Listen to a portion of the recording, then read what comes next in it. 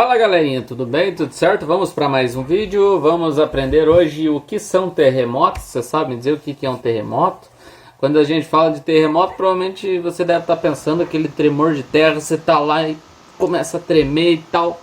Tá? Mas o que causa o terremoto? O que é o terremoto em si? Né? A primeira coisa que a gente tem que saber e mencionar e mensurar aí quando a gente vai falar aí de terremotos é que a nossa litosfera ela é extremamente dinâmica, tá? E ela está sobre diversas condições, ou seja, nós temos diversas forças em atuação dentro dessa estruturação aí do nosso planeta. Né?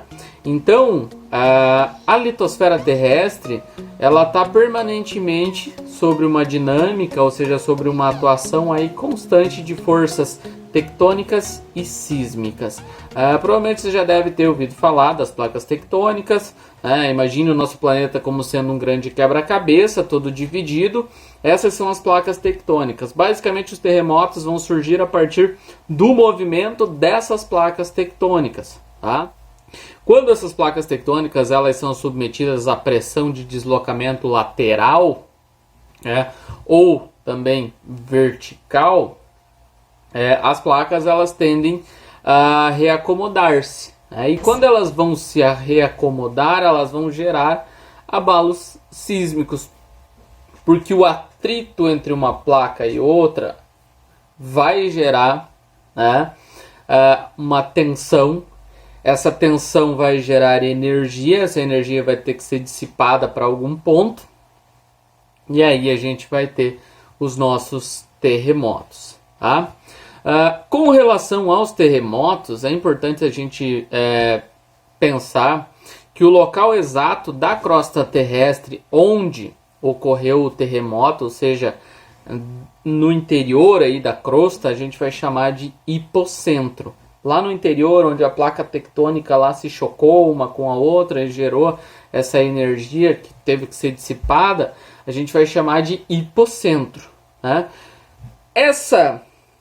Esse hipocentro, ele deixa de ser chamado de hipocentro quando o ponto da superfície que se situa acima aí do epicentro, do hipocentro, melhor dizendo, ele é ativado, ou seja, o epicentro.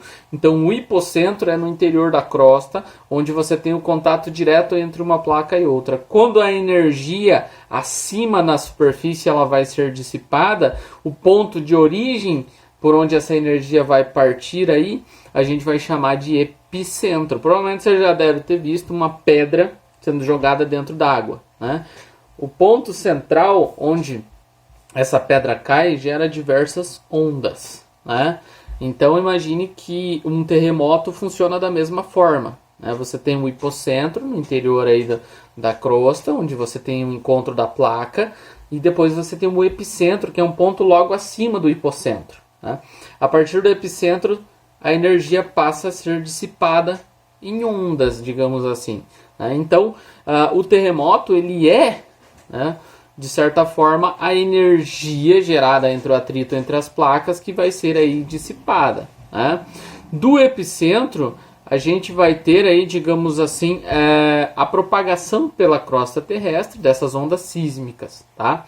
Nos terremotos mais fortes, os tremores de terra, às vezes eles podem ser aí sentidos a centenas aí de quilômetros. Assim como em tremores muito leves, tremores menores, a população quase nem sinta eles. O Brasil é um exemplo clássico. O Brasil, todo mundo fala que não tem terremoto. O Brasil sofre terremotos sim, só que os nossos terremotos eles são muito leves, a gente praticamente não sente eles, ok? Tá? Vale lembrar então que a intensidade do abalo sísmico, ou seja, a sua magnitude, ela pode ser medida aí por uma escala que a gente vai chamar aí de escala Richter, tá? Um exemplo clássico aí, o terremoto que ocorreu em 2004 foi considerado muito forte. O terceiro, inclusive, mais forte já registrado no mundo, atingindo uma graduação aí que vai em torno de 9,1 aí, graus na escala Richter. Tá? Porém, claro, no mundo todo esse processo de formação que o nosso planeta tem, terremotos ainda mais fortes já ocorreram. Esses terremotos, quando vêm, eles trazem consigo grandes problemas, áreas são devastadas. Vale lembrar que o Brasil, por exemplo, se a gente sofresse um terremoto muito grande, tudo ia para o chão, porque as nossas estruturas, as nossas construções, elas não são feitas para movimentação de terra. E o que acontece? Em alguns casos, a gente pode até colocar como essas movimentações que talvez a gente nem sinta, que causam muitas vezes as rachaduras nas paredes das casas. Nem sempre é isso. Às vezes é a estrutura que é mal feita mesmo, mas tem um pouquinho a ver, sim, essa questão, tá?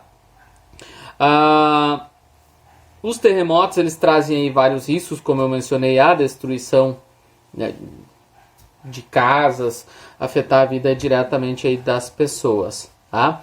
Vale lembrar, né, que os riscos de destruição aí dos terremotos e as consequências que eles podem trazer aí são avaliados conforme a localização do epicentro, né? Então, a proximidade com o epicentro pode ou não aí trazer aí maiores ou menores, né, níveis de destruição, tá? Um abalo sísmico bastante elevado, né, que ocorre muitas vezes com um hipocentro em grande profundidade, pode ser que esse terremoto seja bastante leve, né? Então depende muito também da profundidade do hipocentro, né, e da quantidade de energia que o epicentro vai conseguir aí distribuir aí durante um terremoto, ok? Vale lembrar aí que nós temos a escala Richter, como eu mencionei, que é um exemplo clássico, né, de demonstração aí de força desses terremotos, tá? Só para vocês terem uma ideia, a escala Richter ela foi criada aí pelo Charles Richter, né? Ele era um sismólogo estadunidense, né? Ele criou lá em 1935 uma forma de medir a intensidade dos abalos sísmicos, né? Esses abalos sísmicos aí que ele utilizou uma forma para você quantificar a energia liberada aí no epicentro, tá? Então a intensidade dos abalos sísmicos ela era baseada em uma forma de quantificação de energia liberada a partir do epicentro, né? O Richter então ele se baseou em princípios aí logaritmos, né, onde você tem ali a graduação superior que representa 10 vezes mais energia que a inferior. Por exemplo, né, você tem um terremoto de 8 graus na escala Richter. A energia liberada é 10 vezes maior que a de um terremoto de 7 graus. E o de 7 graus é 10 vezes maior que o de 6 graus. O de 6 graus é 10 vezes maior que o de 5 graus. E assim vai. A escala basicamente ela é infinita. Mas jamais nós tivemos um registro de algum tremor aí que excedesse 10 graus na escala Richter, tá? Para vocês terem uma ideia, o maior terremoto que a gente já teve registro, né, foi lá em 22 de maio de 1960 e ele ocorreu no Chile, né?